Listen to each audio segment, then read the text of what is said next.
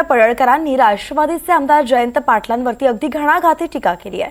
शौचालय बांधण्यासाठी निधी आणू शकत नाहीयेत, ते काय सांगलीचा विकास करणार, इतके रुबाब करतात।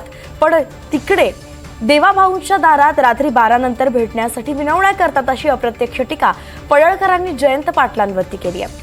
सांगलीच्या कुपवाडमध्ये भाजप उमेदवारांच्या प्रचारानिमित्त आयोजित सभेतून पडळकरांनी ही टीका केली। आणि त्यामुळे सांगलीमध्ये हे जे फिरतायत का नाही, मी आता लय नावं घेत नाही, आणि पेट्रोल रान हे दारात बसतेत रे येऊन, देवाभाऊंच्या दारात हे जे रुबाब चोदवतेत का नाही, इथं आम्ही असं आहे आम्ही तसं आहे। मी आता त्यात खोलात जात नाही। 12 नंतर रात्री 1 नंतर देवाभाऊ मला भेटायचं आहे, आणि इकडे रुबाब मी असं करेन मी तर। तुमच्या हातात काय आहे? संडास बांधायसाठी तुमच्याकडे निधी देऊ शकता का तुम्ही? सांगलीला लोकांना भूल तापा मारताय काय तुमच्याकडं?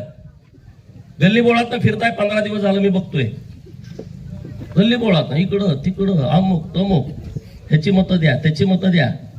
अरे लोकांनी तुम्हाला ओळखलंय, तुमच्याकडे काय व्हिजन आहे?